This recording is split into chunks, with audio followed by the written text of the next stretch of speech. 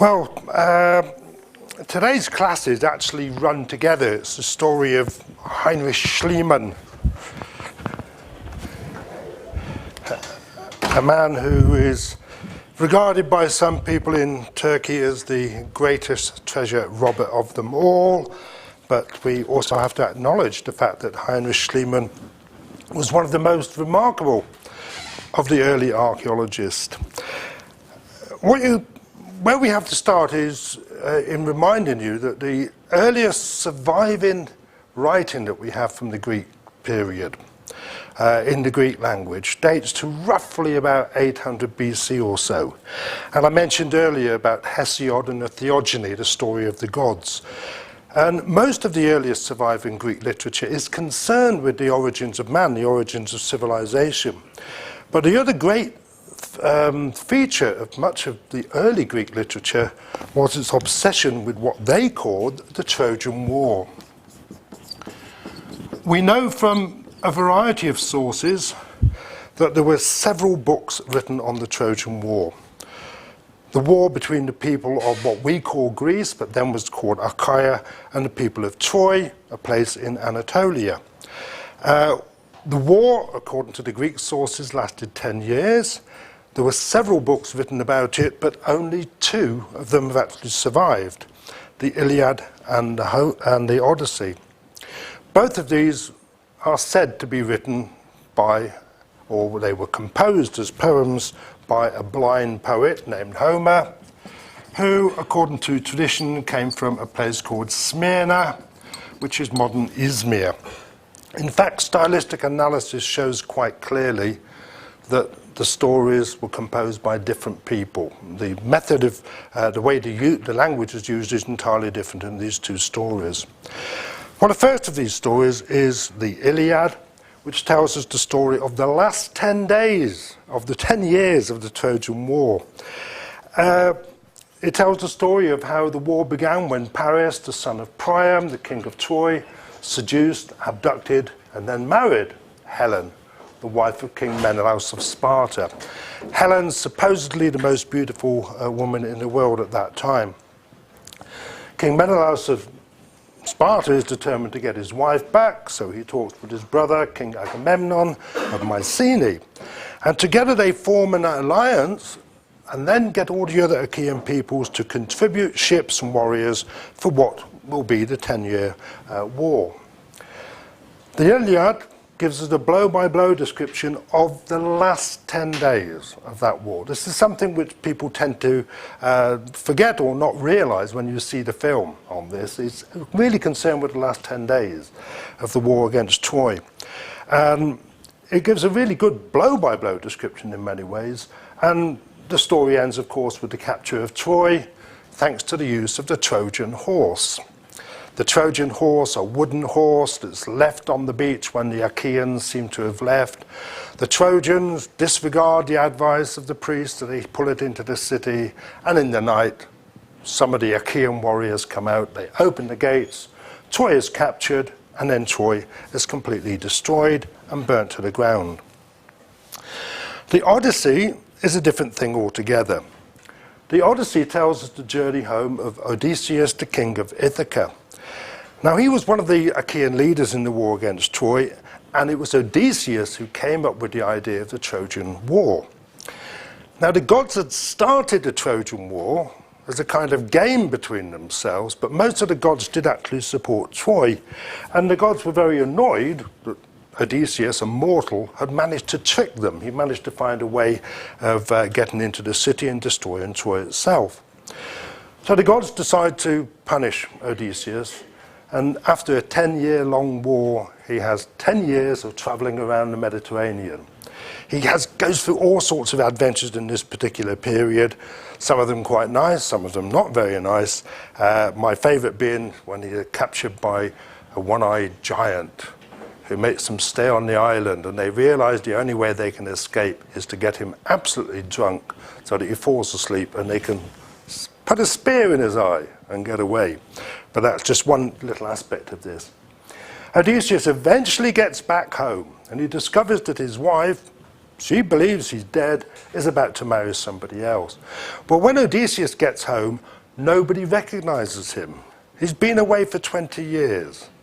But then as he sits on the beach, his dog comes up to him, running up, going like that, and promptly dies. The dog, having recognized Odysseus, everybody else accepts it's Odysseus, and he wins back his wife and his kingdom. Well, the Iliad and the Odyssey have got everything that make a really good story. War, bloodshed, sex, no rock and roll, but you've got the gods who can't be trusted. That makes up that for a certain extent. So it's not surprising, of course, that the stories of the Trojan War, the Iliad and the Odyssey, were copied down for centuries after centuries. And most people essentially believed that there had been a Trojan War sometime in the past, that Agamemnon and Achilles and all these other heroes had existed. But in the late 18th century, scholars began to question if these stories had any truth in them. Had there ever been a Trojan War? Had Agamemnon ever existed? The thing was that the Iliad and the Odyssey describe a civilized society. The Iliad and the Odyssey describe in great detail the weapons, the armors, the buildings of the people of Troy and of Achaea. It was known that the Trojan War happened before the period of classical Greece, the Parthenon, the Temple of Artemis at Ephesus and things like that. But nobody could actually find any evidence for a great civilization before the time of the Parthenon. Attitudes changed slightly in the 19th century, when some scholars started to make the point that if you look at the descriptions of the weapons and the armor in the Iliad and the Odyssey, they describe bronze weapons and bronze armor. So the Iliad and the Odyssey might be based on something that really happened in what is now beginning to be called the Bronze Age. But the problem still remained, the basic problem still remained. There was absolutely no physical evidence to support these stories. In particular, the Iliad presents Mycenae as a city with a large palace, Troy as a city with a large palace, but nobody could identify any Bronze Age cities, palaces or fortresses anywhere in the region. So by the middle of the 19th century, it was generally concluded, generally agreed, that the stories of the Trojan War were nothing more than myth. Troy had never existed. And it was this opinion that started to appear in children's books throughout the world, given the story of the Iliad and the Odyssey. And this is when we come to Heinrich Schliemann. When he was young, he claims before he was 10 years old, he read the Iliad and the Odyssey in translation. Heinrich Schliemann was born in Mecklenburg, now a part of North Germany. It's on the Baltic Sea, but then an independent state. Germany didn't unify until the 1870, 1871. Schliemann was a romantic at heart, there's no doubt about that. And he firmly believed that, no, these stories have to be based on truth. As he said to his father, how could anybody describe these things without actually seeing them or having been told what they look like? So they must be based on truth. So he so believed, basically, in the truth of the Iliad and the Odyssey that even before he was 10, or so he claimed in later life, he had decided that he would find Troy, he would excavate Troy, and prove that Troy had actually existed. Well, it didn't look like he was going to have much luck in this, because he was forced to leave school at the age of 14 to work in a grocery shop. He lost his job there through illness in 1841. So he went to Hamburg. He was going to take a ship to Venezuela. He intended to start a new life in Venezuela, but the ship got wrecked off the coast of Holland. Schliemann was one of the few survivors. Fortunately for Schliemann, the ship agents took pity on him and they gave him a job as a clerk in Amsterdam. This gave Schliemann the chance to educate himself in his spare time. He started by beginning how to write properly in German, and then in a single year he learned English and French to help with the business work. Over the next 5 years, he went on to learn Dutch, Spanish, Italian, and Portuguese. His method was very simple. What he would do was he would get a book in German and find a translation of that book in the language he wanted to learn. He would then read the two books page by page every night. Once he'd memorized the words, he would then find a native speaker and practice his pronunciation of the words, which apparently caused lots of people a lot of trouble. He claimed that he could become reasonably fluent in a language in an average of 6 weeks. Well, that's possible. It has been said that the more languages you learn, the easier you can learn other languages. Well, 1846, Schliemann's skill at learning languages won him promotion. He became the head of the import and export department in St. Petersburg. So he sat down to learn Russian using the same method as before. And it was in Russia that he made his first fortune, his first $1 million, as you like. He basically had all the contacts, he could control the trade. But after a while, he started to get rather bored with this, so he wanted to find some adventure. And in 1848, he heard that his brother was going to California, which at that time was technically still a part of Mexico, certainly not a part of the United States. Gold had been found in California in 1848, starting the 1849 gold rush. Schliemann's brother was already there. Schliemann decides, well, why not have an adventure while I make a second fortune? So he went over to California, and with his excellent knowledge of languages, opened a bank in Sacramento, and over the next 6 months or so, he bought and resold over $1 million worth then of gold dust, making a second fortune. In 1852, he suddenly sold the business, and instead of taking the quick way back to Europe, straight across the United States, he took a ship that went all the way around South America. He was escaping something, probably either to tax people, or he was guilty of cheating, or even robbing. We don't know. When he got back to St. Petersburg, he was aged 30, he decided it was time to get a wife. And in 1852, he married a niece of one of his trading partners. Not a very wise step. She wanted him to become even richer than he already was. And she basically said, no sex until you make your third fortune. Which he did pretty quickly, thanks to his business contacts in St. Petersburg. And sure enough, a few months later, his first child was born. Then he had a really big stroke of luck. 1854, the Crimean War began. Russia was blockaded. It couldn't get important war supplies. The Ottoman Navy, the Royal Navy, and the French Navy controlled the Black Sea.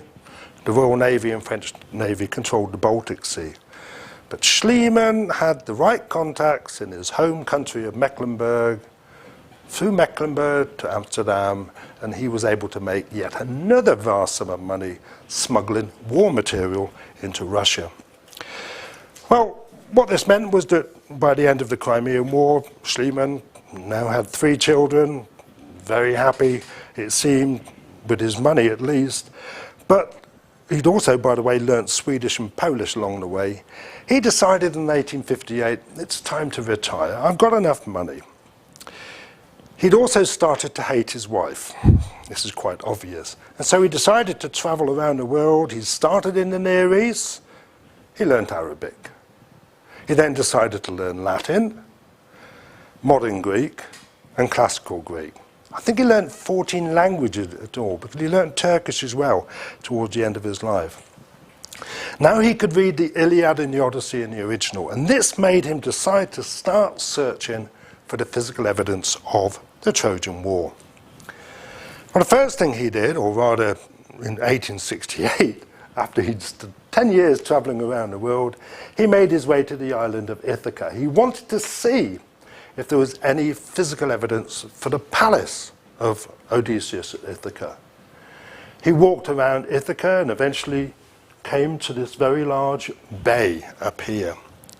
And he looked at the bay, and he looked at his copy of the Odyssey, He compared the description of the location of Odysseus' palace in the Odyssey with what he could see, and he said, this must be the site. Homer, or the author of the Odyssey, had clearly seen this particular location. So there can be no doubt the Trojan War really existed. The Odyssey is based on fact. Well, Schliemann did a little bit of digging around there and couldn't find anything, but even so, it was this crucial point that when looking at the topography, the landscape, what he saw matched exactly what was described in the Odyssey. So therefore, he was firmly convinced that all the stories about the Trojan War had to be true. Now it was time to look for Troy itself. So he made his way to Chanakhala and the Dardanelles in search of Troy. The Iliad locates Troy at the entrance to the Dardanelles, the Chanakhala passage. Troy is described as having wide streets and large towers and all sorts of things. But more importantly, the Iliad gives a location for Troy. According to the Iliad, the city of Troy was located on one side of the river known as Scamander. It's now known as the Karamanderes. From Troy, you could see the island of Samothraka, Imbros, which is Gukciada, and Tenedos, which is Bozcaada. You could also see a mountain called Mount Ida, which is the Kazdar. As he walked around this area, he eventually came to a place called Hasarlik, and he saw an enormous hoyuk there. He realized that this hoyuk had to represent an ancient city.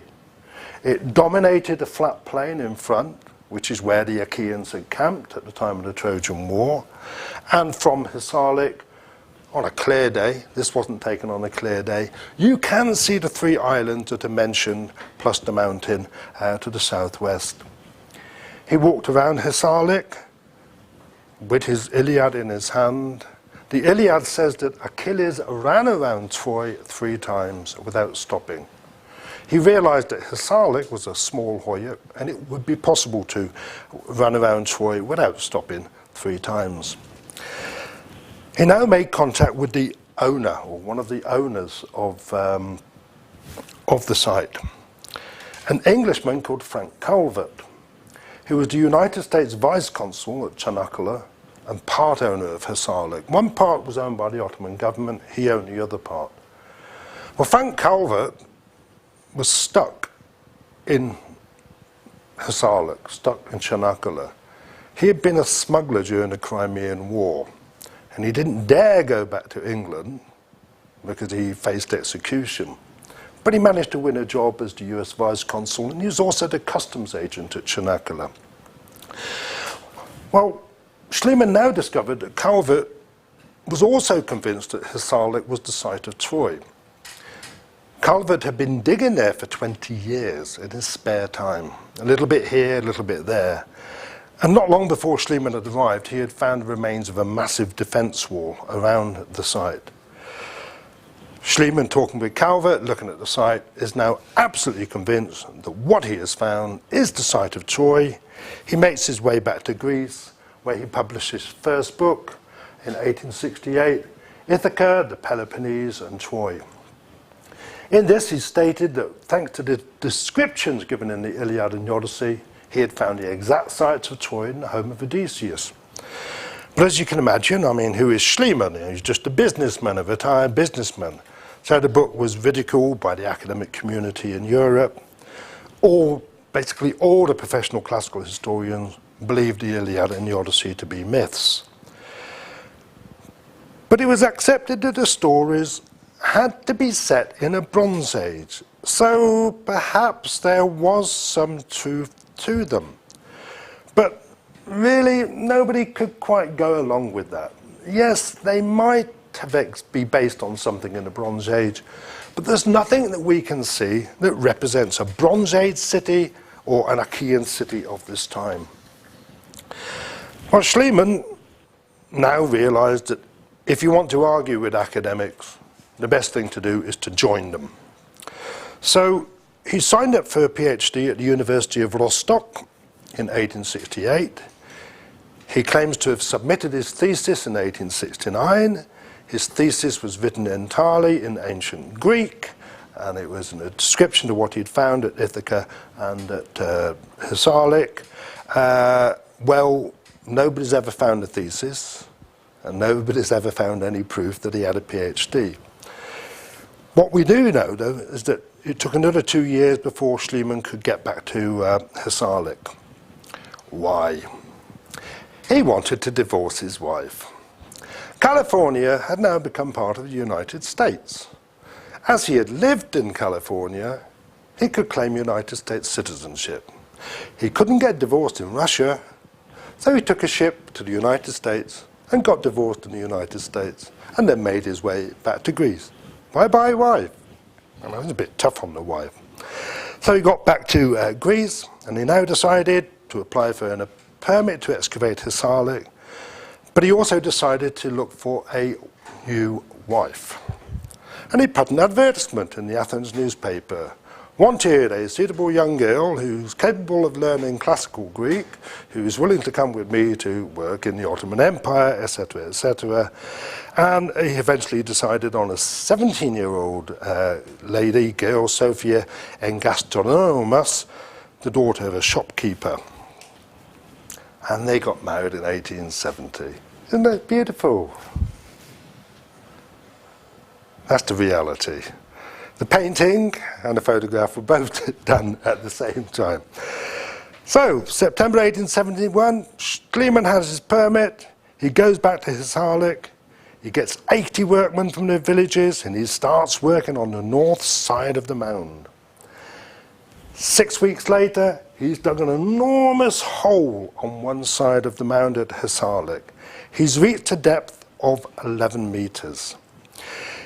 He doesn't stop for anything. He believes, from what he can see, the latest evidence of occupation at Hisarlik is a Roman temple on the top. The ancient city of Troy must be at the bottom. Reasonable thinking. So he basically cuts his way straight through the side of the mound, opening this enormous trench, 10 meters wide, 11 meters deep. The following year, he comes back to Hisarlik. He builds himself a nice excavation headquarters, and he decides to extend his trench right through the center of the site. At first, it's 100 meters wide, but he eventually realizes this is way too much. Even a modern excavation wouldn't try to do something like that, and when Schliemann decided to narrow the trench, he'd already removed 325,000 tons of soil.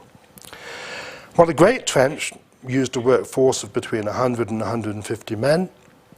They simply cut right down through the mound, revealing one ancient city after the other, took it right across the whole site. Schliemann could see that city after city existed there, but he went straight through them. This is what the Great Trench looks like today. And this is Schliemann, with Sophia on the other side, Frank Calvert up there, supervising the excavations from a much better photograph. Their excavation huts actually on the site of Hisarlik. If you go to Troy today, they rebuilt one of these so you can get some idea of the living conditions. By the end of 1873, Schliemann could see that he had at least 5 separate periods of occupation above what he thought was the bottom one. The bottom city he found at Troy, he realized was surrounded by a massive wall. It showed great evidence of burning. There were all sorts of copper objects lying around, not bronze, but copper. He's finding lots of burnt pottery. So he basically decides that this must be King Priam's Troy. It was destroyed by fire. It was destroyed during the Bronze Age. Well, he's found copper objects, not bronze objects, but copper ones, but everything seems to fit together. So what he decided to do was to make his trench even bigger. Well, this is Schliemann's Great Trench. And you can see how it widens and narrows as it goes across there. This is a late Greek, early Roman council hall as the remains of a Greek temple over on that side of the site. So Schliemann is now convinced he has found Troy. And one day, while the workmen are working a little bit further away, extending the trench, he sees the glint of gold in the side. This is his own drawing of what he saw. He was making a record, and he saw gold shining in the side on the other side of the trench. Well, he decides at this point, I'm going to get this, but I don't want the workmen to know. His explanation after the fact was he was worried that the workmen might steal it. But what he does is he goes to see his wife. This is what he says in his diary. And he says, we've got to get rid of the workmen for the rest of the day. Tell them it's your birthday. So Sophia goes out and says, hi guys, it's my birthday. Have the rest of the day off. They're all happy. And then, according to Schliemann's own notes, they started to dig into the side of the trench to reveal the rest of what they could see was a treasure. This is what the location looks like today. They found something really extraordinary, an enormous group of gold, silver and bronze objects. According to Schliemann's diary, everything was wrapped up in Sophia's coat. It was taken to the excavation houses. They spread it out on a wooden table. It contained an enormous amount of material. There was a copper shield, a silver vase with 2 gold diadems or small crowns inside it. But in addition to the 2 gold diadems, there were 8,750 gold rings, gold buttons and other things. There were 6 gold bracelets, 4 gold cups, 6 silver bars, 3 silver vases, several silver cups, 13 copper spearheads, 14 copper axes, and 7 copper daggers. Well, when Schliemann saw this amount of gold, and he could see he had these objects made of copper, which he assumed must be Bronze Age date, he said to his wife, this has to be the treasure of King Priam, buried quickly just before he died, just before Troy itself was burnt to the ground. Well, Schliemann now faced a bit of a problem, a moral problem in one sense, a legal problem in the other.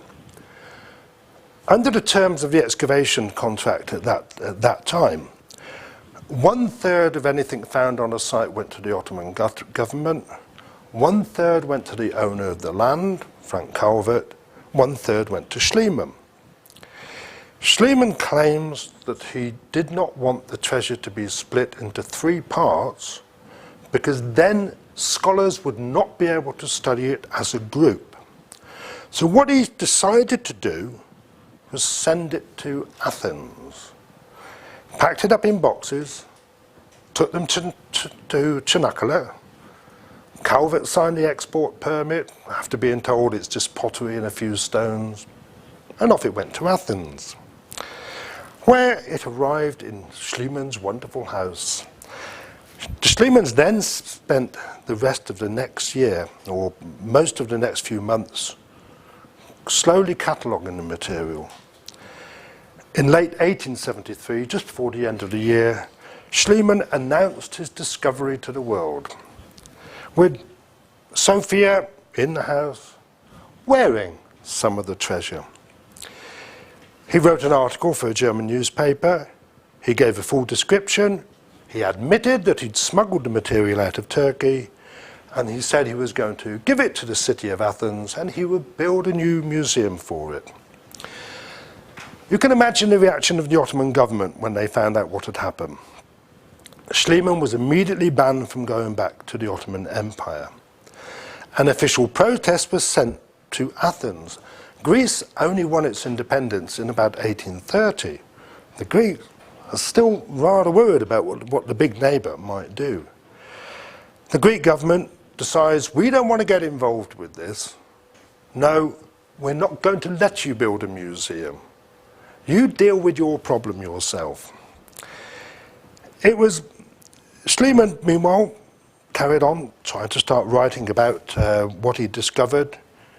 He publishes his book on Trojan Altertümer, Trojan Old Times, which immediately is attacked by all scholars of the period.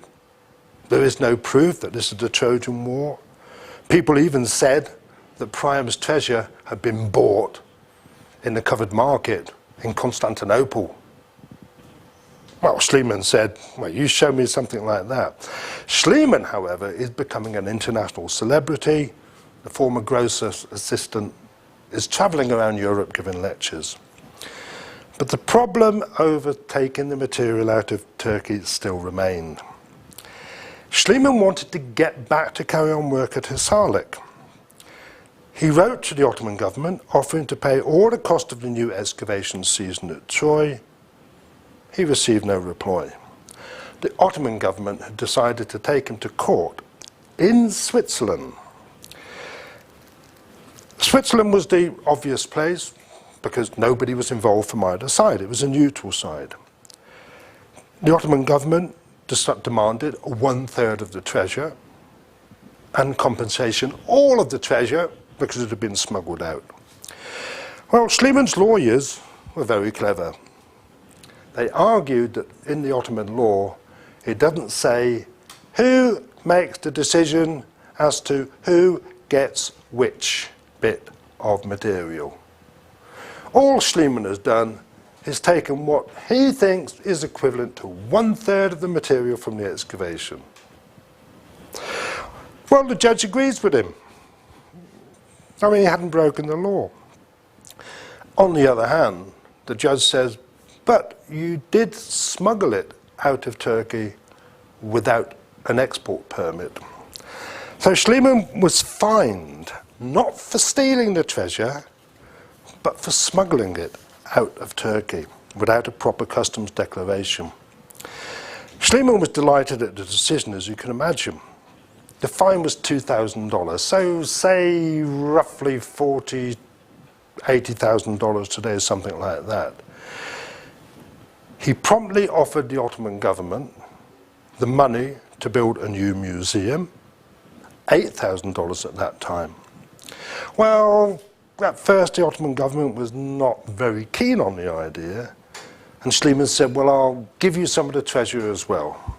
So they said, okay, rightio, what do you want? And Schliemann said, I want to go back to work at Hisarlik. And so in 1876, he was finally given a permit to go back to Turkey to work at Hisarlik again. The Ottoman government was happy, reasonably so. It had some of the treasure. It now had the money for a new museum. And if you go to Istanbul, you can still see that museum. It's still the National Museum of Antiquities. As for the treasure itself, well, the Greek government really didn't want to be involved in this. The Greek government had made it already quite clear it didn't want to know about the treasure. And so what Schliemann decided to do was to give it to Berlin. Mecklenburg, by this time, had become a part of a unified Germany. As a citizen of Mecklenburg, Schliemann is also a citizen of the unified Germany. So he writes a letter to the German government saying, well, I've got this wonderful treasure. Would you like to have it for the new Imperial Museum in Berlin? And the government writes back and says, well, yes, that would be very nice. What do you want? I mean, somebody's always suspicious when you're offered a gift like this. And Schliemann, still so anxious to become a respectable academic, says, well, nothing much really, but I would love to be a member of the Prussian Academy of Sciences. You could have it for free. So the government tried to get the Prussian Academy of Sciences to make Schliemann an honorary member. But the members of the Prussian Academy of Sciences, all academics, did not want a former grocer or businessman to be part of their body. So he was refused membership of the Prussian Academy of Sciences. So in the end, he said, well, I'll sell it to you for a cheap price. And that was agreed. And so King Priam's treasure went to Berlin. I'll stop there. How's the time going? 10 minutes to go? Oh, okay, well, I'll stop anyway. As I said in the last class, the problem here, not having a watch, not having a clock, I'm always confused about how far I've got. So we'll stop here for 10 minutes. Make it just 10 minutes, though, because I'm pretty certain I will go over time in the next class. Okay.